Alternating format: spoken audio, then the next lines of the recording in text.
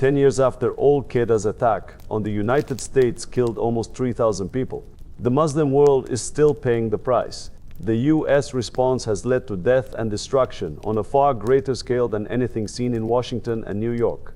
The vast majority of those who have died as a result of the war on terror were innocent and had absolutely nothing to do with 9/11.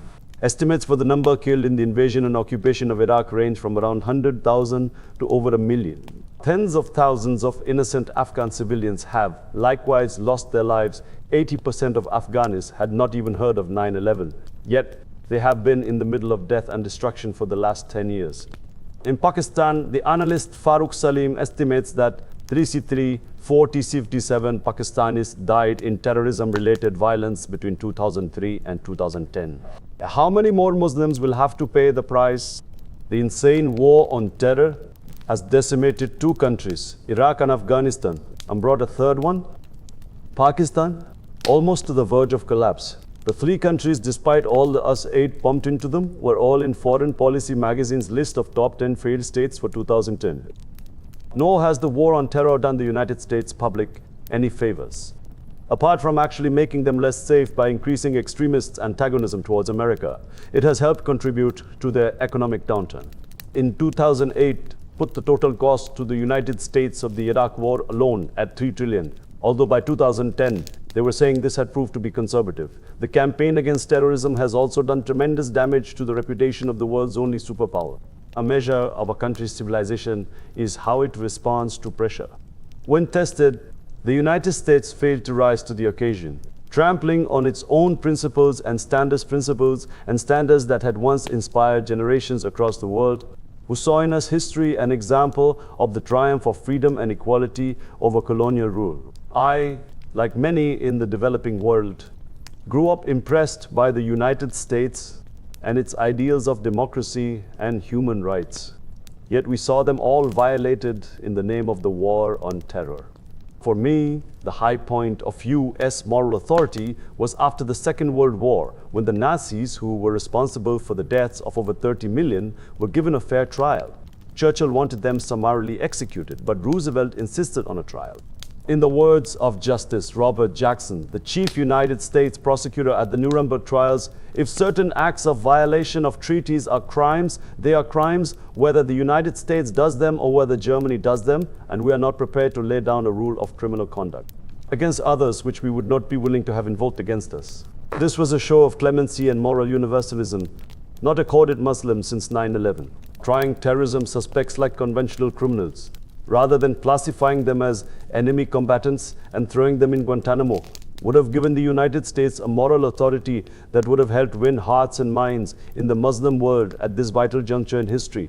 Instead, the wars in Iraq and Afghanistan, the drone attacks in Pakistan's northwest, Abu Ghraib prison, Guantanamo Bay, extraordinary rendition, the use of torture, as well as terms like enemy, non-combatants, and collateral damage have blackened America's name. Muslims were appalled by the hypocrisy and dishonesty when America attempted to hide its imperialist designs on Iraq behind the smokescreen of allegations of weapons of mass destruction and a spurious link between Saddam Hussein's government and Al-Qaeda. Saddam's secular Iraq had nothing to do with Osama bin Laden and his fundamentalist version of Islam. Besides, the United States had previously backed Saddam in the Iran-Iraq war.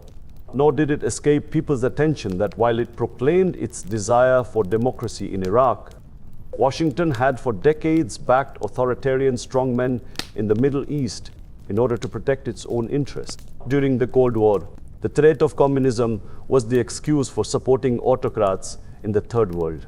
Now the bogeyman is radical Islam. After 9/11, governments from Russia to Israel and India have stepped up brutality against insurgents in their own countries under the cover of the war on terror.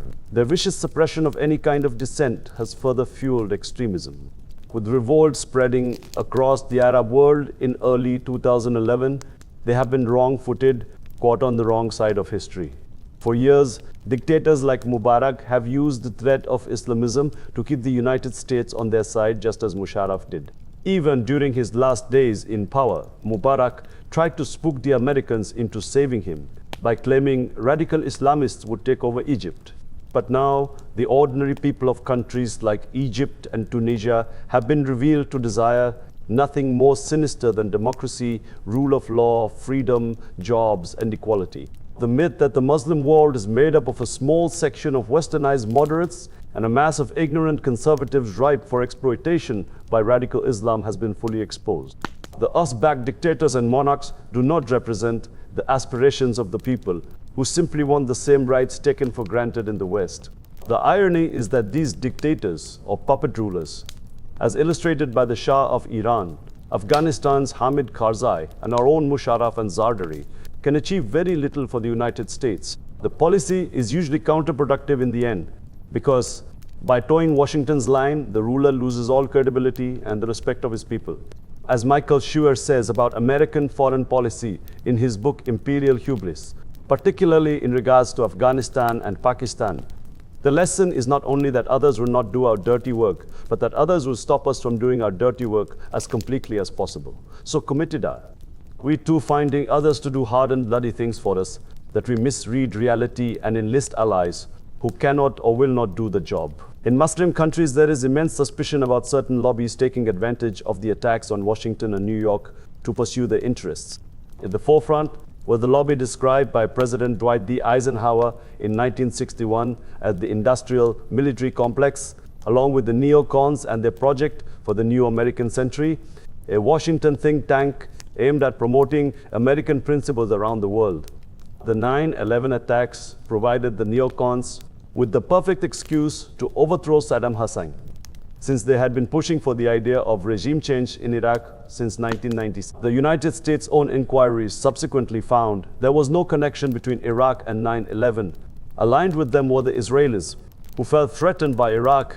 Ismail Hossein Zadeh, an economics teacher at Drake University in Des Moines, Iowa, and author of The Political Economy of Us Militarism, goes so far as to suggest that the United States has been taken over by a military, industrial, security, financial cabal aiming for full spectrum dominance of the world by dividing the globe into friends and foes.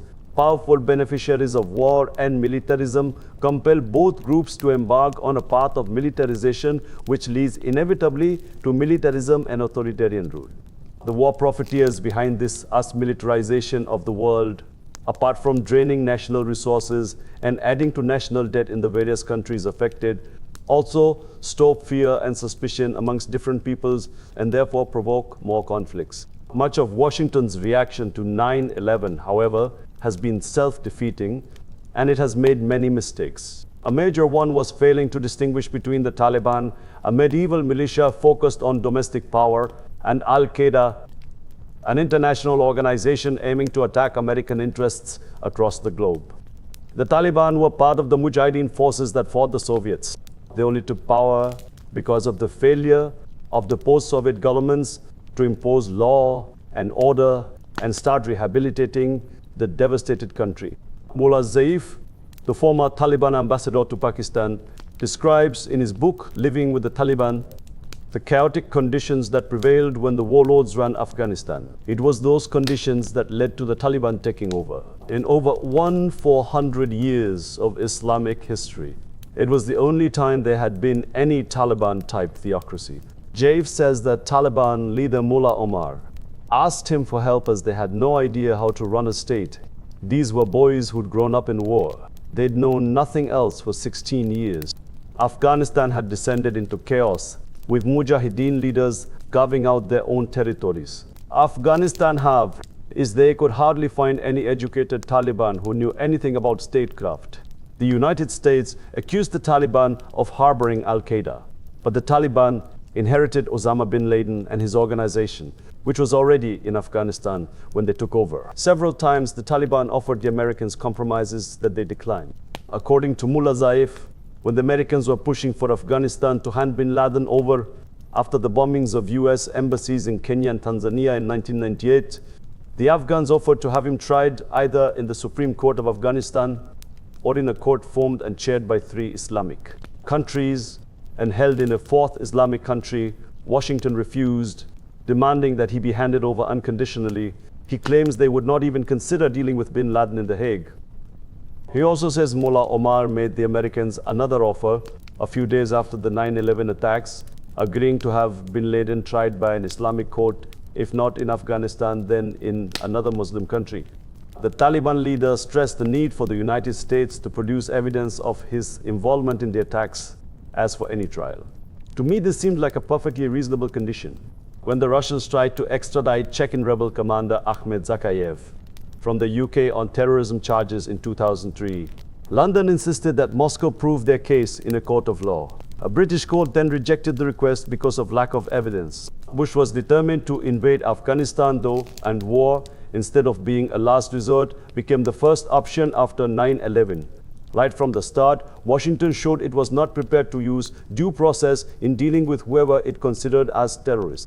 This disregard for various international conventions meant the United States failed to mobilize support from the Muslim world, which would have been more than willing to help bring all those involved in the 9/11 attacks to justice. I can say that in Pakistan at the time, I heard nothing but deep sympathy for the United States because of those terrible images of innocent people jumping to their deaths from the burning Twin Towers. Instead, Bush declared a war against terrorism as if the United States was fighting a conventional army. Most significantly, rather than simply treating those terrorists as criminals, war was declared against radical Islam. It was as if this was another ideological enemy for the West to rally against after fascism and communism. Lies and distortions by the United States and various European governments have been used to get the Western public behind the wars in both Iraq and Afghanistan.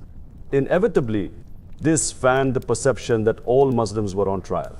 The first phone call I received from a journalist after 9/11 was from ITN's Martin Bashir. "As a Muslim, aren't you embarrassed by the attacks?" was his immediate question.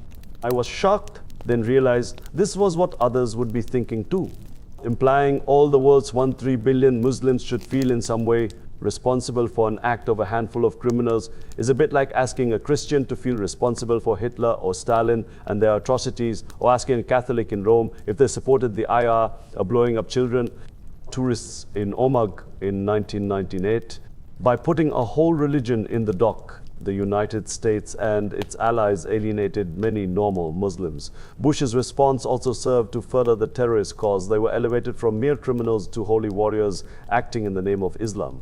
This meant that there was obviously going to be a minority of Muslims who viewed them as martyrs and approved of what they did. This was only to get worse over the course of the decade. This war on terror actually manufactures terrorists. Even if they're not prepared to go to the extremes of the late bin Laden and his cohorts, the resentments bin Laden listed are felt by many Muslims. The war on terror simply added to the list of grievances by causing the death of more innocent Muslim civilians. Many more terrorist attacks since 9/11, including the 7/7 bombings in London, the failed Times Square bombing, and recently the shooting of 2 American soldiers by a Muslim at Frankfurt Airport in Germany, were all in reaction to the wars in Afghanistan and Iraq. I was dismayed by the West's refusal to try and understand the root causes of the religious fanaticism that had been growing for years in the Muslim world, fueled by injustices against Muslims in Kashmir, Chechnya, Bosnia, Palestine, and other places. The 9/11 attacks were undoubtedly acts of terrorism.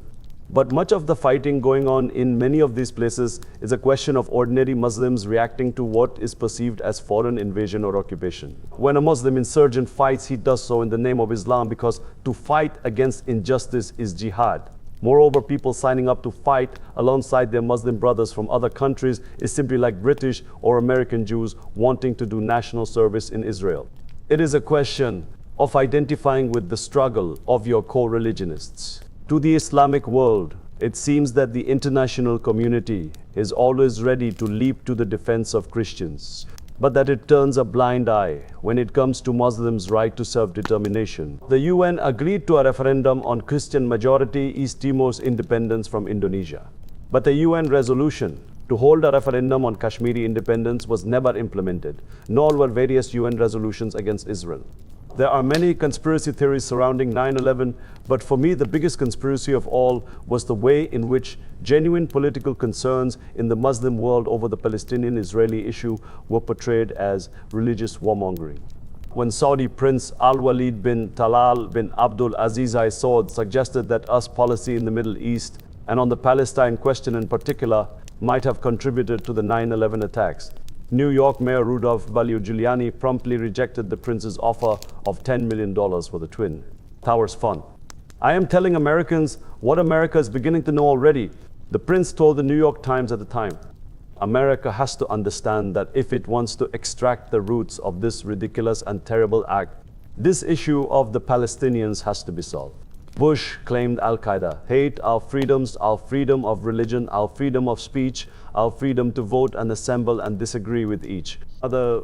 Yet the British journalist Robert Fisk, one of the few Westerners to have interviewed Osama bin Laden, has written that the Al-Qaeda leader listed three main reasons for his hatred of the United States: its support for Israel against the Palestinians, its support of the Saudi monarchy, and the presence of us troops in Muslim lands. This is backed up by bin Laden's 12-page treatise, Declaration of War Against the United States, which states his intention to fight the United States and lays out his political reasons for doing so. Again, his grievances involved was backing for Arab police states and Israel, US presence on the Arabian Peninsula, us troops being stationed in Islamic nations, and US support for other countries that oppressed Muslims, especially Russia, China, and India. He made no mention of hating the West's way of life or democracy. Instead of addressing the Muslim world's primary source of grievance against the United States, the Israel-Palestine situation, Washington blamed rising Islamic extremism.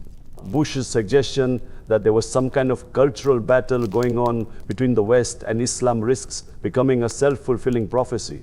The Western media often portrays Islam as being incompatible with Western values in the way that communism and fascism were.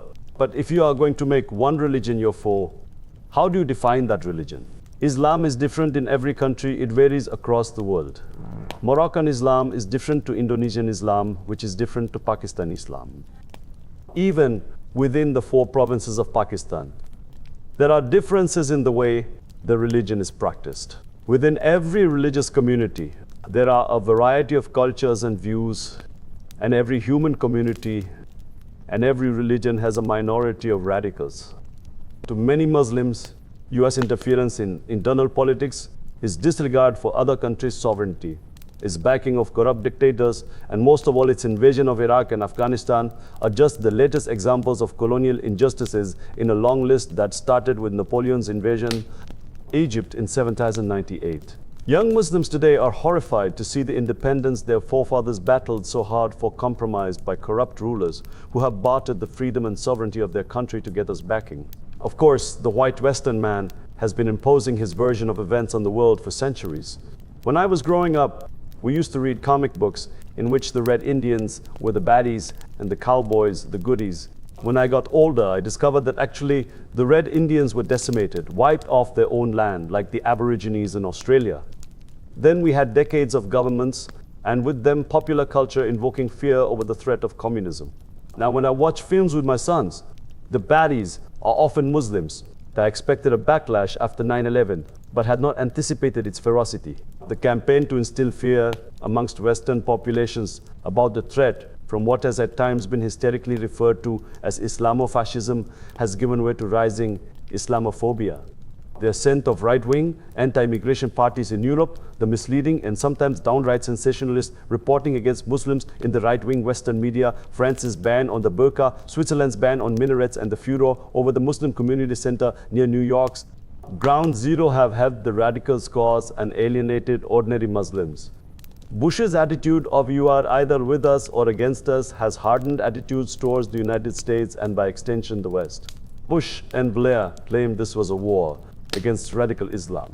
But how was the man in the street in the West going to differentiate between a moderate and a radical Muslim? I saw these developments from both sides as I was in the unique position of knowing how the people in the West viewed this whole war on terror, and at the same time as a politician in Pakistan, I saw how the man in the Pakistani street perceived this as a war against Islam. And I watched helplessly as ignorance played a big part in this war on terror, exacerbating the divide with the Muslim world. Yet while the war on terror perpetrated the myths equating Islam with radicalism and violence, a Gallup survey published in 2008 revealed that the vast majority of Muslims worldwide condemned the 9/11 attacks.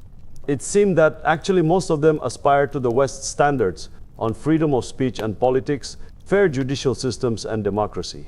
Like most non-Muslims, their priorities and dreams involved better jobs and security, not holy war or bloodshed.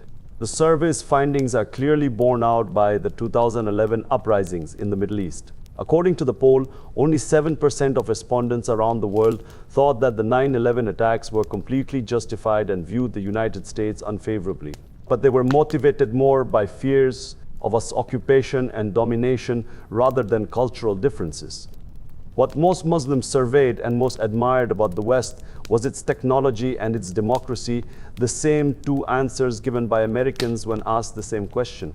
Furthermore, research by University of Chicago political scientist Robert Pape dispels many of the misconceptions surrounding suicide bombing and Islamic fundamentalism. After studying every suicide terrorist attack in the world from 1980 to 2003, he concluded that the world's leading practitioners of suicide terrorism are Sri Lanka's Tamil Tigers, a secular Marxist-Leninist group of Hindu background. He also found that 95% of suicide terrorist attacks are part of coherent campaigns, organized by large militant organizations, and have secular and political, rather than religious goals. It's also worth noting that the study revealed suicide bombers are often well-educated, middle class, and politically motivated, not the poor and uneducated or religious fanatics which our dollar-addicted ruling elite would have the West believe. Terrorism has nothing to do with Islam and everything to do with politics. But many Muslim leaders, eager to ingratiate themselves with the United States, had neither the guts nor frankly the understanding to explain this to the West. So instead of underlining the urgency of dealing with the reasons behind the jihadist rage, the vast majority of Muslim leaders, petrified of its power and desperate for its support, all presented themselves as moderate Muslims and staunch allies against extremism. I blame the westernized elite of the Muslim world too. They also hid behind moderate Islam, perpetuating the idea that an ideology, not political injustice, lay behind terrorism.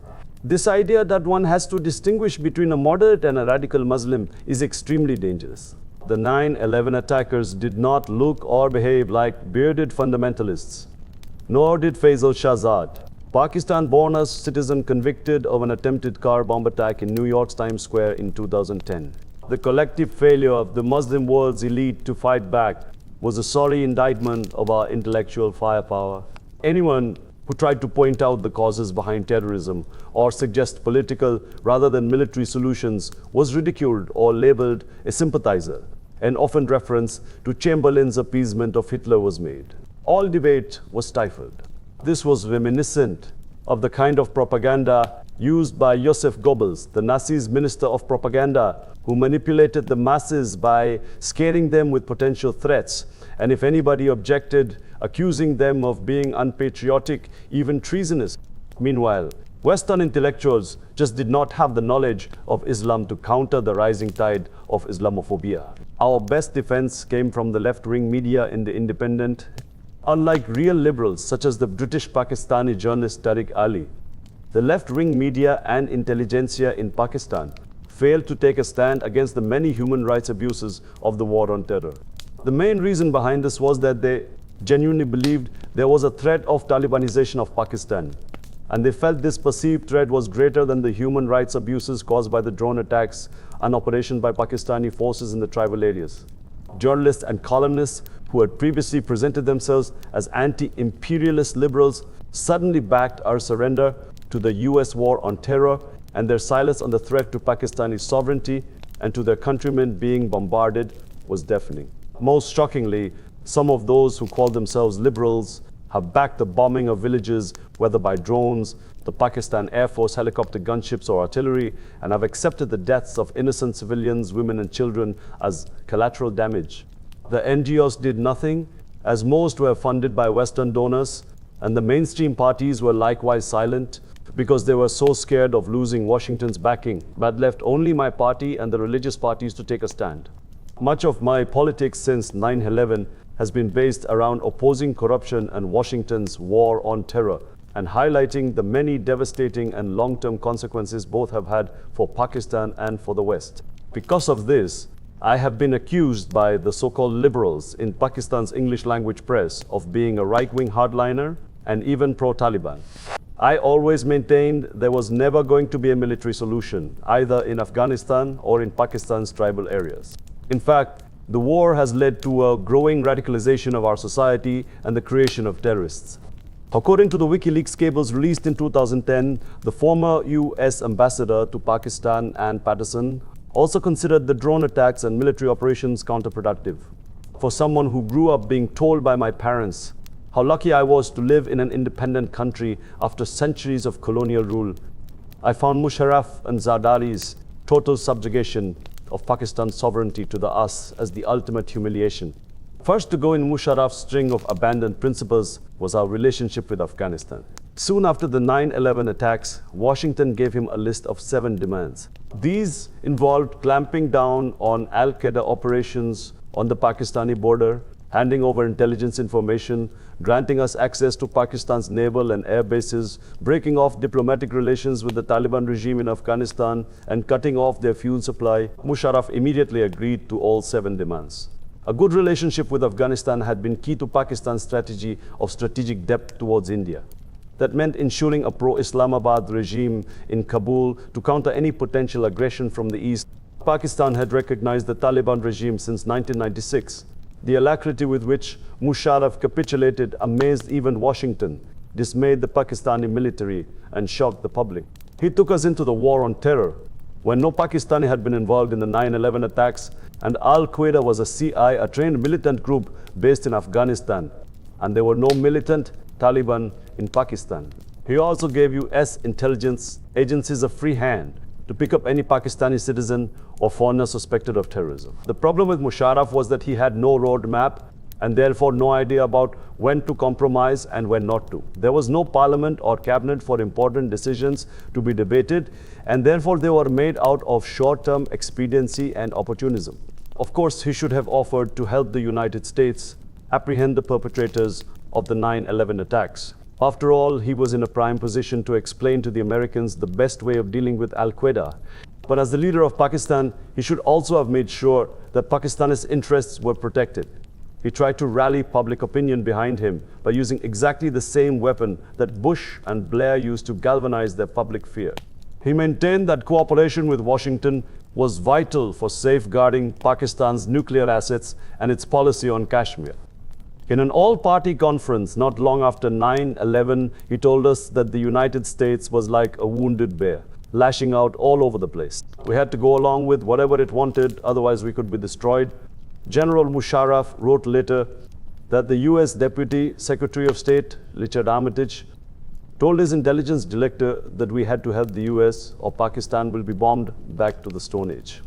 He told us India was willing to take our place as the US's ally against the Taliban, and that the United States could use India to destroy us, just as they had used the Northern Alliance in Afghanistan to destroy the Taliban.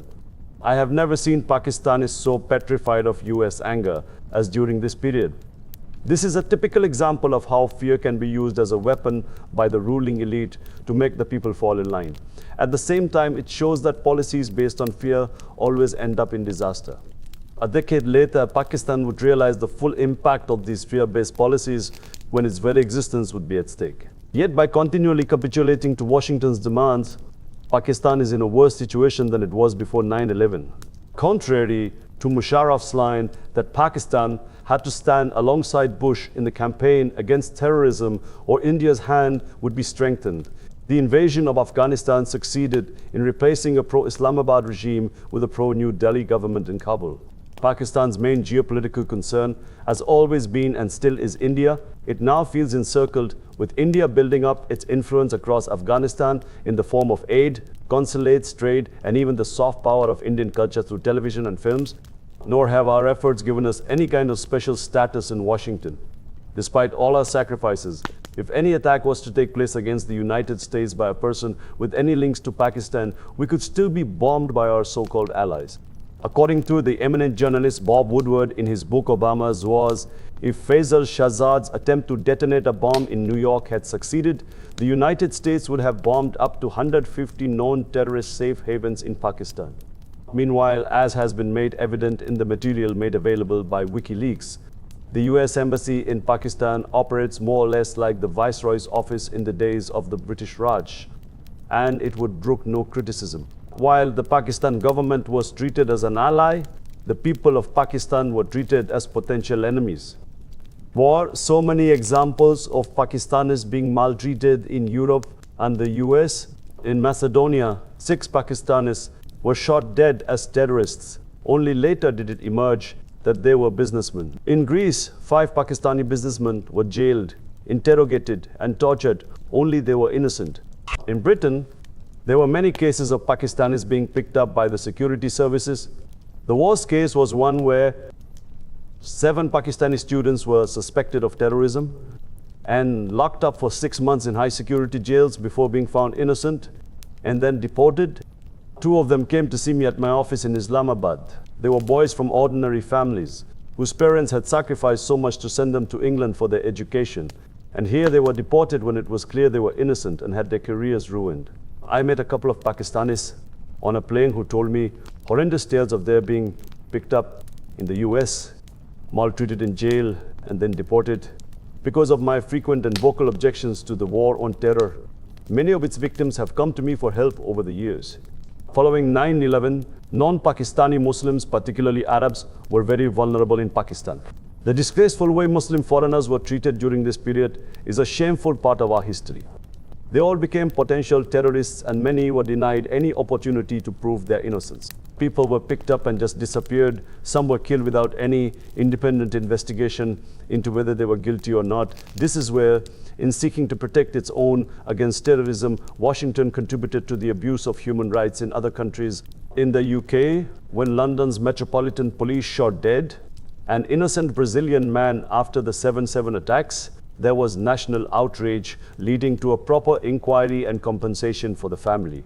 But in Pakistan, it was, and still is, as if human life is worthless.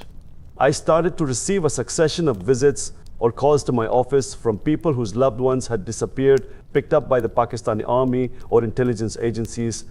They wanted to know what their husbands or sons or nephews had been accused of and where they were, but nobody would help them. Such was the fear of associating with anyone, even linked to accusations of terrorism. In 2003, I led the first demonstrations with the families of the missing persons outside Parliament. A year earlier, in 2002, Dr. Amir Aziz was picked up and disappeared. He was an orthopedic surgeon who would take a team of doctors to Afghanistan every summer for voluntary medical work. I knew Dr. Aziz as he had also done volunteer work in my cancer hospital. According to news reports at the time, Aziz was picked up by police working with FBI agents and accused of supplying anthrax to all Qaeda and Taliban militants. I called up a few opposition politicians and one of the religious parties, suggesting we organize a press conference to highlight the doctor's arrest. They were all too scared to do anything, so I did the press conference alone. Soon the Pakistani Medical Association in Lahore protested against his detention. Then the other political parties started to raise objections. The man was released without charge after being kept in the American embassy for a month. He told me he believed that were it not for the public protests, he would have ended up in Guantanamo Bay. The family of Dr. Afia Siddiqui also came to me. The Americans have claimed the Pakistani neuroscientist and mother of 3 was an Al-Qaeda member, although she has never been charged with terrorism-related offenses. Her family believe that Siddiqui disappeared in 2003 for 5 years because she was imprisoned and tortured by the Americans. Washington denies this. However, an audio tape released by Siddiqui's lawyers in February 2011 appeared to back up the family's story, containing an apparent confirmation by a man named Imran Khan, identified as a senior Pakistani counter-terrorism official, that the Pakistani police arrested her in 2003 and handed her over to the L side. British journalist Yvonne Ridley believes Siddiqui was the mysterious prisoner 650, the woman whose screams and crying tormented her fellow prisoners at Bagram Air Base in Afghanistan.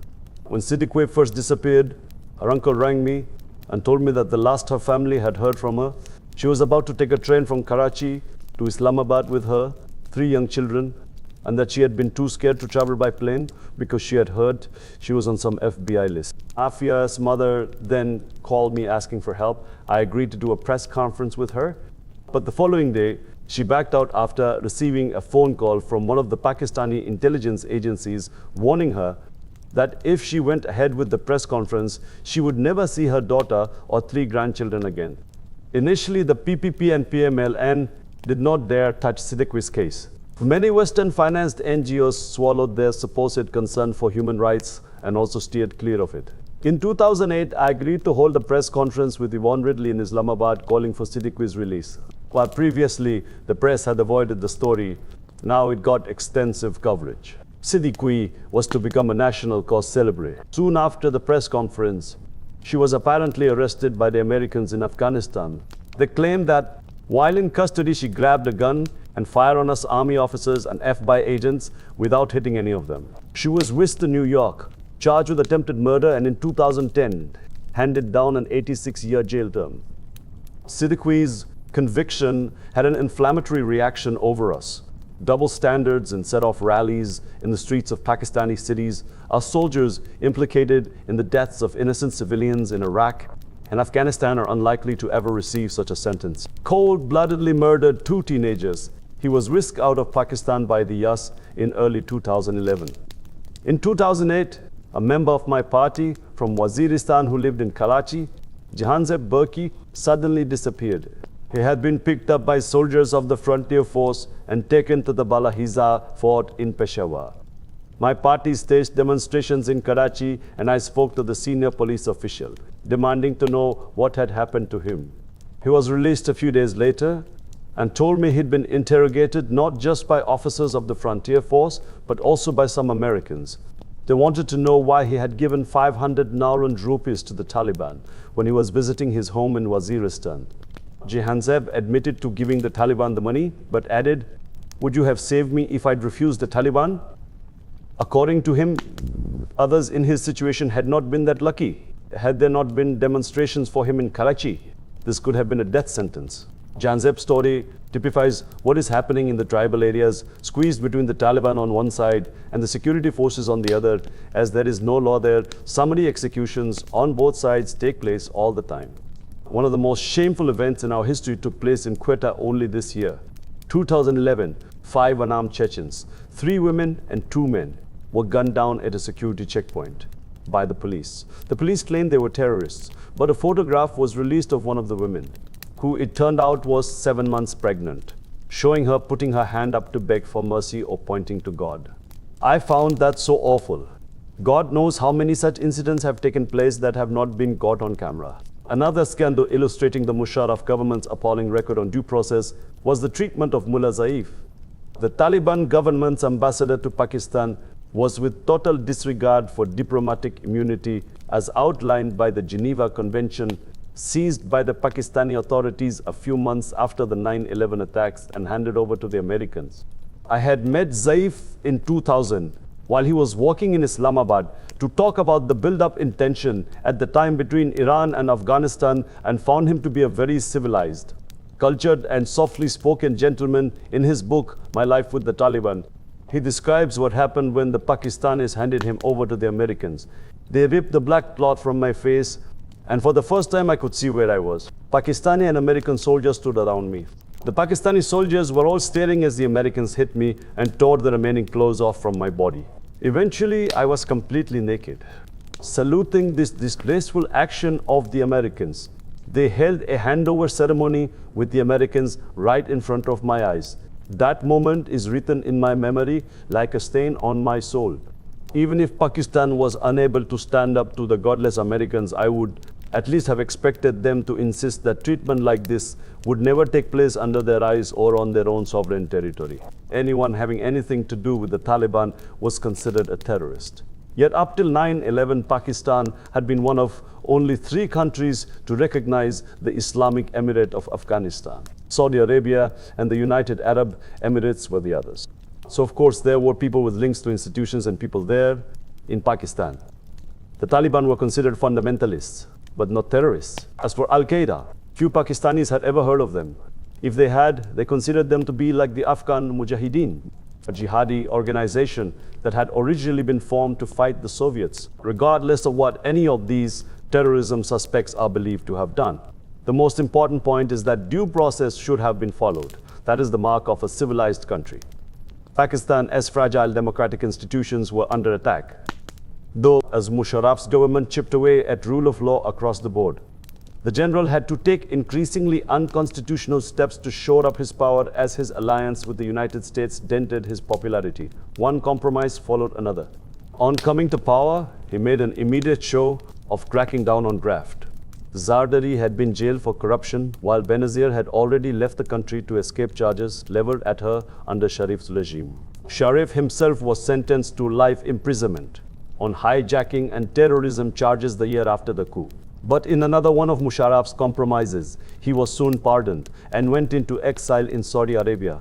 I was still holding out hope for Musharraf in 2002 when he announced a referendum to extend his term as president.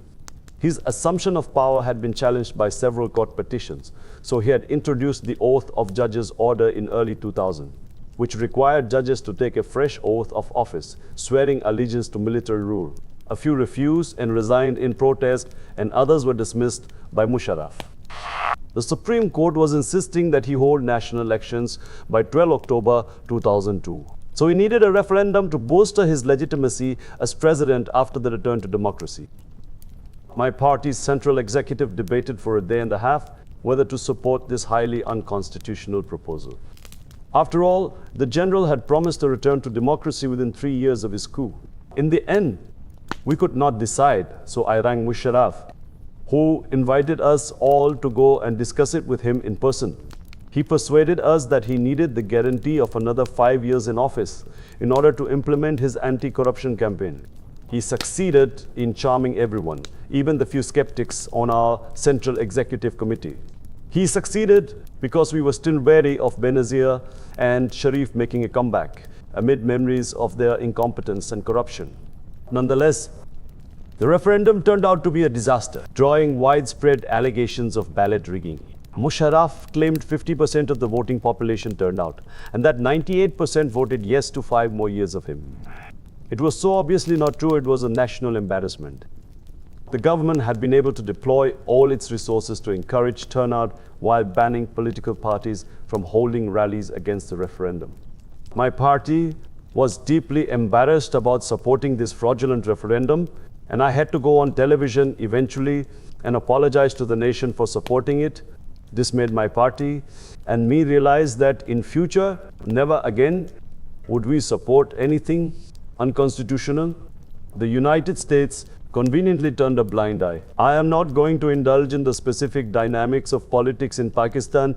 Deputy Assistant Secretary of State Donald Camp told the New York Times when asked about the upcoming referendum, Washington's indifference to the state of internal Pakistani politics continued throughout most of the decade, even as Musharraf's government became mired in corruption.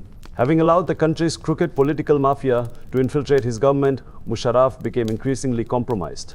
At one point, he had about 80 federal ministers, most of the positions doled out as political bribes. The National Accountability Bureau became simply a weapon with which to intimidate the opposition. With each desperate effort to retain power, Musharraf succeeded in taking us back to the old days of Benazir and Sharif, exactly the kind of climate of sleaze he had first pledged to eradicate. Musharraf's final and greatest compromise was the National Reconciliation Ordinance, NRO, a power-sharing deal he concocted in 2007 to enable him to run for re-election as president and bring back Benazir Bhutto as prime minister. Under the agreement brokered by the Americans and the British, despite the implications for the country's governance, more than 8,000 bureaucrats, government officials, bankers, and politicians charged with corruption offenses between 1986 and 1999 were given an amnesty, including Benazir and Zardari. According to documents given by the National Accountability Bureau to the Supreme Court, these people were suspected of robbing Pakistan of 560 billion rupees, with Benazir and Zardari together accounting for 140 billion of that total. Add to that the 2 billion rupees of Pakistani taxpayers' money previously spent pursuing corruption cases against Benazir and Zardari in Swiss courts. The NRO also annulled thousands of cases of murder and assassination believed to have been committed by the MQM. This was something neither the Americans nor the British would ever have allowed in their own countries, but of course the priority was the war on terror, and the ass needed a puppet. Government in Islamabad, which had no qualms about the bombing of villages in our tribal areas and wasn't squeamish about collateral damage. British High Commissioner to Islamabad from 2001 to 2003 put it in his book, Transforming Pakistan, Ways Out of Instability. The dilemma for the Bush administration was that it judged that, despite his double dealing over militant groups, Musharraf's leadership was needed to help in the fight against terrorism. At the same time, it also advocated elections and progress towards democracy. Yet the outcome of truly open and democratic elections seemed unlikely to deliver an effective system of governance for Pakistan or to provide sufficient support for the US military campaign. The only answer seemed to be for some kind of deal to be made between Musharraf and a potential elected leadership, the outcome of which it was hoped would do the least damage either to Pakistan or to US interests.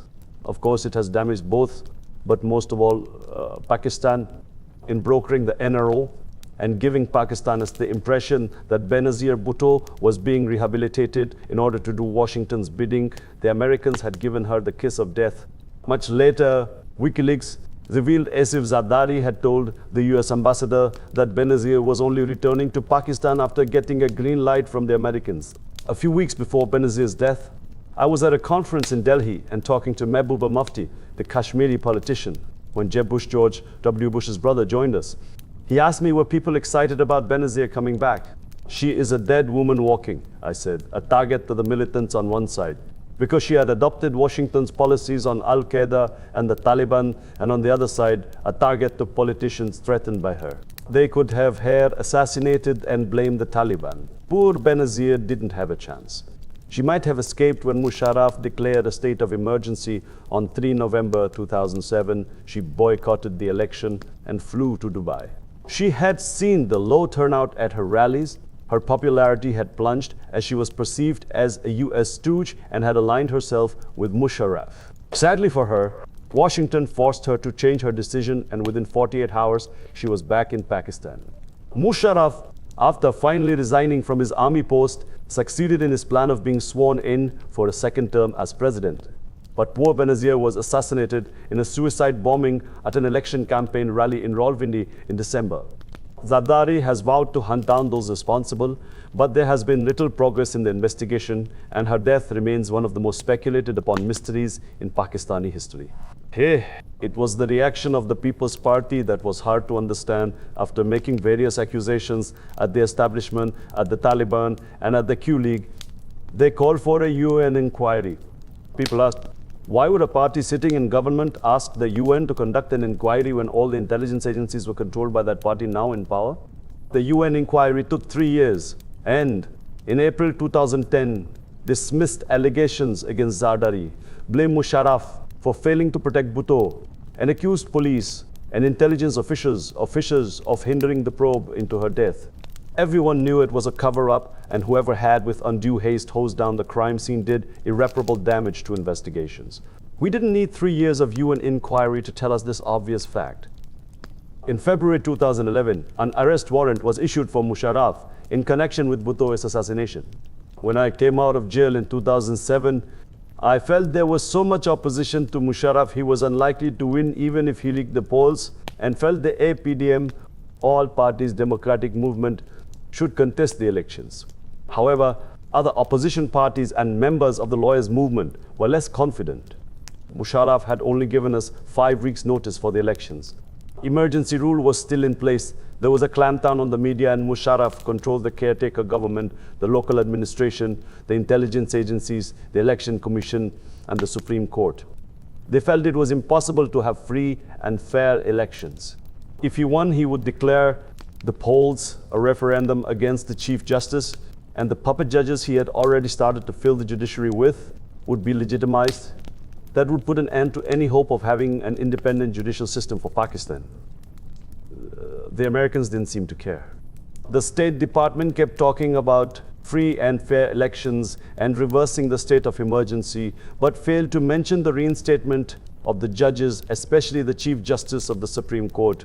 WikiLeaks in 2011 would reveal that US Ambassador Ann Patterson was not in favor of having the Chief Justice reinstated. If the judges were not reinstalled, how could there be free and fair elections? Was Musharraf going to be left to decide what was free and fair? So the APDM, the Alliance of Parties Opposed to Musharraf, announced an election boycott on 24 November. Then things started happening fast. Nawaz Sharif was suddenly and mysteriously allowed to return to Pakistan despite a 10-year ban on him re-entering politics, raising suspicions of foreign forces behind the scenes. There was considerable pressure from the Americans and the British for everyone to run in the elections and legitimize the anticipated win for the so-called Liberal Alliance.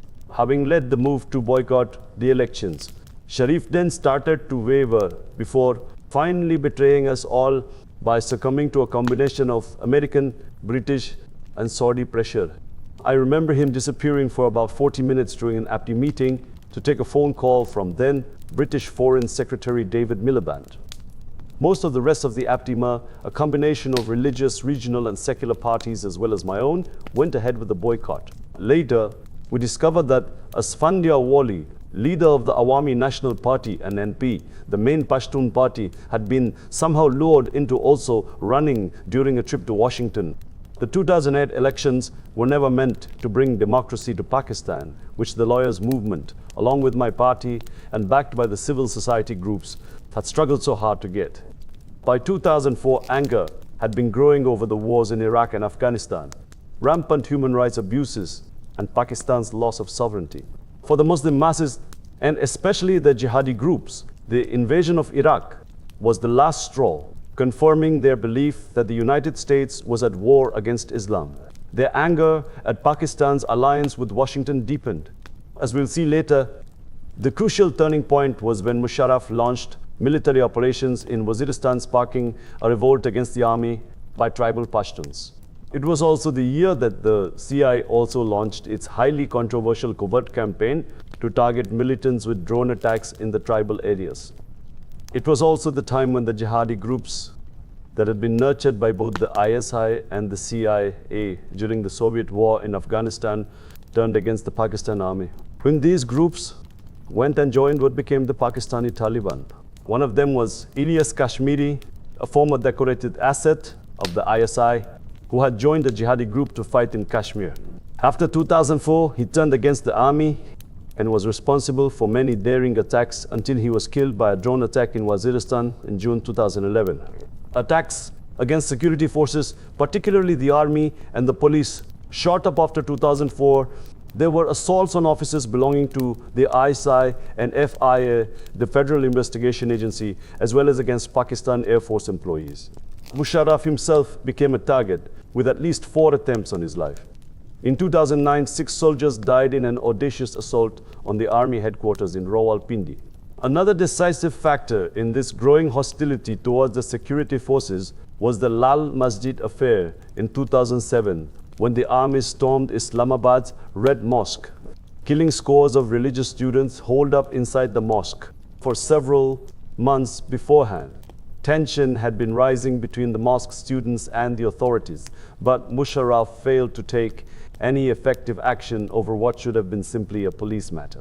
The mosque students were fundamentalists, not terrorists, and should just have been punished for the specific crimes they had committed. They were stoking opposition to him and making vigilante-style attempts to curb what they saw as immoral activities in Islamabad, threatening DVD shops and even kidnapping some Chinese women alleged to be working as prostitutes. They were infuriated by Musharraf's campaign of reform for madrasas, his demolition of mosques built illegally on state ground, and his attempts to impose westernization as part of his so-called enlightened moderation. In their eyes, he was a Western stooge out to destroy true Islam. This is an example of how Western puppets actually fuel extremism in the Muslim world. Musharraf came under increasing pressure from the westernized elite to crack down on them. Seeing an opportunity to prove himself to his Western backers too, Musharraf took a typically heavy-handed approach. He could have turned off the utility supplies and waited for the students to cave in. It was summer, and they would not have lasted long without water and electricity. Instead, he sent in the army, despite the fact that there were also women and children within the complex. There are various versions of what exactly happened. A delegation of religious leaders had tried to negotiate a peaceful solution. And according to the newspapers, the students had been prepared to surrender if certain conditions were met. One of the two Ghazi brothers who ran the mosque told the media before the army launched its final full-scale assault that there were only 14 guns in the mosque complex at the time. Chaudhary Shujat, head of the PMLQ party, was the last to go inside the Red Mosque before the operation started. According to him, he had managed to work out a deal with those left inside the mosque, which meant they would lay down their arms and come out. When he found out that Musharraf refused to accept any compromise, he was appalled and called Prime Minister Shaukat Aziz, only to find he was out eating ice cream with his family. Even now, Chaudhary becomes emotional because he can still see the faces of the students who were incinerated inside. Nobody really knows how many died in the carnage that followed. The government claimed at least 100 militants and students were killed, but Qazi Hussain Ahmad, leader of the religious party Jamaat-e-Islami, has put the number at over 700. There has never been an investigation. The site was sealed up and the bodies removed to be thrown in an unmarked grave. This whole debacle coincided with the APDM's first conference, which took place in London, conveniently wiping the massacre off the news. However, first of all, the Lal Masjid assault turned the Pakistani masses against him. They felt that the authorities dealt with the matter so violently because the madrasa students were from poor families and that therefore they could get away with it. Had the students come from English medium schools, would they have been treated like that? One of the biggest reasons Musharraf was to do so badly in the 2008 elections was resentment over Lal Masjid. Even one of his strongest candidates, Sheikh Rashid, afterwards blamed the affair for his own defeat. It also had tremendous repercussions for national security. Many of the mosque students were from Khyber Pakhtunkhwa's SWAT area, and militants there launched a campaign of retribution, attacking convoys and police stations and setting off bombs throughout the valley. Lal Masjid basically created the SWAT Taliban as it threw up Maulana Fazlullah, who became known as the Radio Mullah. More on him later. Musharraf was just as heavy-handed in his dealings with an insurgency in the province of Baluchistan. Since Pakistan's creation, the Baluchis have waged a succession of revolts to demand greater autonomy and a greater share of the profits from the province's rich supply of natural resources. Almost half Baluchistan's 5 million people live below the poverty line. When insurgents escalated their attacks on the army in 2005, Musharraf retaliated with a major offensive. The killing of the 79-year-old rebel tribal leader Nawab Akbar Khan Bakhti provoked violent unrest in Baluchistan. It cemented Baluchi hatred of the army and turned what had been a rights movement into an armed struggle for liberation from Pakistan. This gave India the opportunity to exploit the situation, just as Pakistan had exploited the grievances of the people of Kashmir after the rigged elections in the valley by the Indian government in 1918. Today, the unrest in Baluchistan is costing the country a fortune in security to try to prevent regular terrorist assaults and sabotage attacks on gas pipelines. Baluchi settlers, particularly professionals like teachers and doctors, are being assassinated and hounded out of the province. Over 100,000 settlers have been forced out. The February 2008 elections were a disaster for Musharraf. Benazir's return to Pakistan was not warmly received, and by associating herself with Musharraf through the NRO deal, she had damaged her reputation. However, her tragic assassination sparked anger against Musharraf. It became the last straw and set off a wave of sympathy for the PPP, which gained the most seats, but no clear majority. Sharif's PMLN did surprisingly well given their lack of preparation, cashing in on the popularity of the lawyers' movement. The two main opposition parties formed a coalition. It was the first time in our history that a pro-establishment party had lost the polls. Musharraf had made many mistakes in the run-up to the elections, mistakes that were both military and cultural.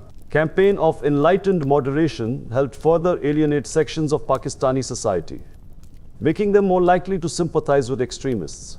According to an article he wrote for the Washington Post in 2004, this two-pronged strategy of his urged the Muslim world to shun militancy and extremism and adopt the path of socio-economic uplift while calling for the West, and the United States in particular, to seek to resolve all political disputes with justice and to aid in the socio-economic betterment of the deprived Muslim world. What this probably would have meant was Muslims giving up their armed struggles against what they perceived to be foreign occupation. without any guarantee that the West would resolve conflicts in places like Palestine, Kashmir, and Chechnya, or withdraw from Iraq and Afghanistan. Musharraf modeled himself on two other military men, Iran's Raza Shah and Turkey's Mustafa Kemal Ataturk. They too believed that by imposing the outward manifestations of westernization, they could catapult their countries forward by decades.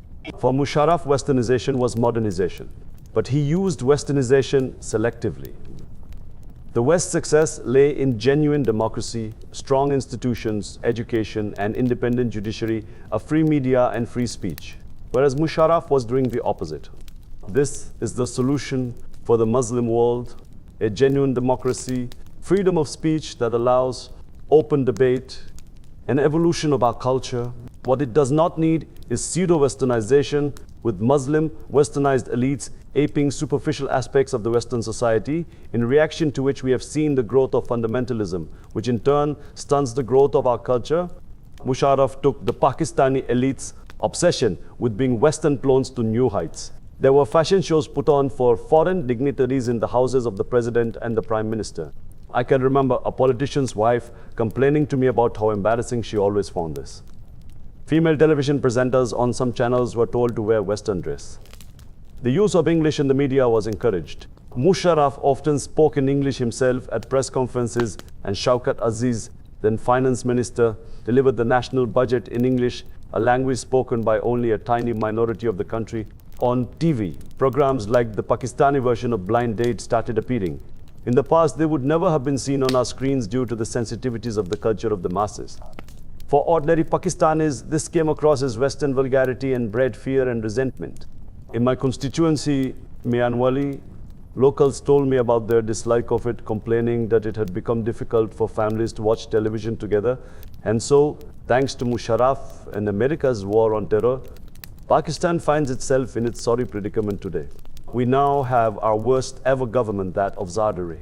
A man perceived by most Pakistanis to be our most corrupt politician inherited the leadership of the PP party following Benazir's death and became president by producing a piece of paper that he said willed the party to him and his son, which no one has been able to authenticate.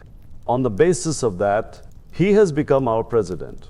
My party was the only one to protest, organizing a demonstration on Islamabad's Constitutional Avenue, where we declared we were protesting to let later generations know we were not part of this crime where someone with a criminal record could become our president.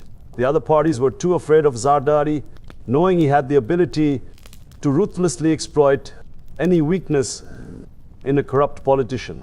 With Sari behavior, not only had he jailed Zardari for corruption during both his terms as prime minister, but he had spent millions of rupees of taxpayers' money on pursuing cases against him.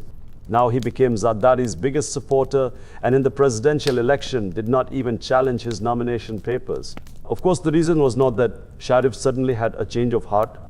Through Zardari, he wanted to get rid of Musharraf, and he was scared that Zardari as president would open up corruption cases against him.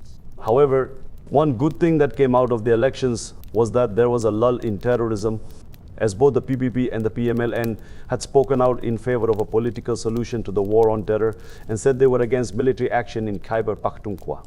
The lull lasted till May 2008 when, under pressure from the Americans, Zardari launched a military operation in Bajaur in the tribal areas. The bombing of the Marriott Hotel in Islamabad in 2008, when over 50 people died, was widely believed to be in response to the Bajaur operation. Not only has terrorism broken all records under Zardari, but so has corruption. In 2010, Transparency International ranked Pakistan the 34th most corrupt country in the world, with about 70% of respondents perceiving Zardari's government to be more corrupt than that of Musharraf. And graft, together with incompetence, cronyism and tax evasion, is destroying the country's economy. Major state corporations such as the railways, Pakistan International Airlines, Pakistan Steel Mills, and the Water and Power Development Authority have become bloated white elephants, costing the national exchequer a total of 250 billion rupees a year. These organizations are plundered only for the taxpayer to pick up the bill for the losses due to corruption and inefficiencies. Most controversially, Pakistan has one of the lowest tax collection rates in the world, with a tax to CDP ratio of about 9%. Only about 2.5 million are registered to pay tax. The country relies instead on sales tax, which of course everybody pays at the same rate regardless of income. The poor effectively subsidize the rich, and the powerful do everything they can to maintain this injustice. A survey found 61% of Pakistani parliamentarians pay no tax at all. According to his 2009-2010 tax returns, the billionaire Nawaz Sharif paid income tax of 5,000 rupees, about a 60s, while Zardari paid nothing at all. Rich landowners also participate. In this ruthless exploitation of the poor, agriculture is untaxed, despite the industry employing almost half the population. 5% of the farmers own 37% of the land, yet they pay no income tax. So the United States, by giving the Pakistani government aid in return for its contribution to the war on terror, is simply propping up this appalling system. Why should the Pakistani rich bother to pay taxes when foreign loans and aid money are always there to cover up their incompetence and corruption and pay for their lavish lifestyle? Also begs the question, do American taxpayers really want to be subsidizing Pakistan's elite at a time of domestic economic wars and rising unemployment? Pakistan's economy is sinking fast. It is ill-equipped to deal with the enormous cost of bearing the brunt of America's war on terror. Zardari, speaking recently in Turkey, put the cumulative cost of the war on terror for Pakistan in the 9 years since 9/11 at a 68 billion, while the total aid that has come to Pakistan is jolly 20 billion. US aid money for the military doesn't help the economy, and non-military aid seems to disappear into the bank accounts of the political leadership and their cronies. Another crutch holding up our ailing economy, and therefore the government, is World Bank and inflows that everybody knows Pakistan will never be able to repay.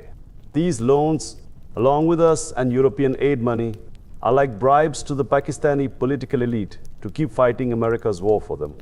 This was painfully evident when in October 2010, Pakistan's Foreign Minister Shah Mahmood Qureshi told the European Parliament, if you want to help us fight extremism and terrorism, one way of doing that is making Pakistan economically stable. About Islamic militancy to extract more money out of them. Even more blatant is a quote from Zardari in Bob Woodward's Obama Wars. He told the Americans, you know this country is awash with anti-Americanism and they are going to hate me for being an American stooge. You have to give me economic resources so that I can win over the people, so that there's something in it for them. Meanwhile, the inefficiencies and distortions in the economy mean higher prices for ordinary people who are already struggling under unprecedented inflation. That in turn fuels corruption amongst the police and government officials. In return for total subservience to the United States, the ordinary people of Pakistan have suffered immensely. The corrupt politicians have dug in deeper, the elite have got richer, and the militants are more numerous and more determined. More people of this country are facing economic hardship and bloodshed in the streets every day.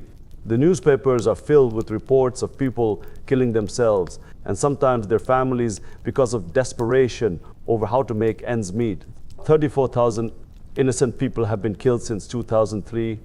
Millions have been displaced by fighting, and we are facing civil war in the tribal areas and a rising insurgency in Baluchistan. The country today faces unprecedented unemployment, inflation, breakdowns in infrastructure, shortages of gas and power, and lawlessness.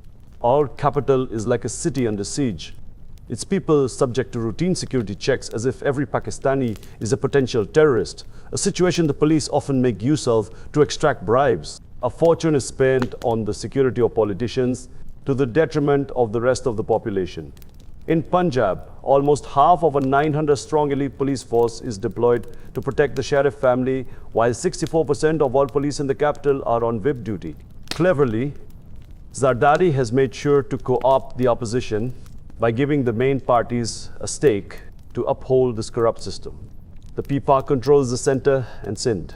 Sharif, meant to be the main opposition leader, had his party in a shaky alliance with the PPAP in the Punjab. The MQM has Karachi, and the ANP, Awami National Party, has Khyber Pakhtunkhwa.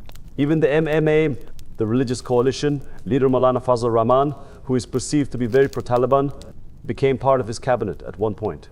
As a result of the NRO, men with criminal records are occupying key ministries in the government, and corruption has turned into plunder. With so many vested interests keen to maintain the status quo, how are we to transform our country?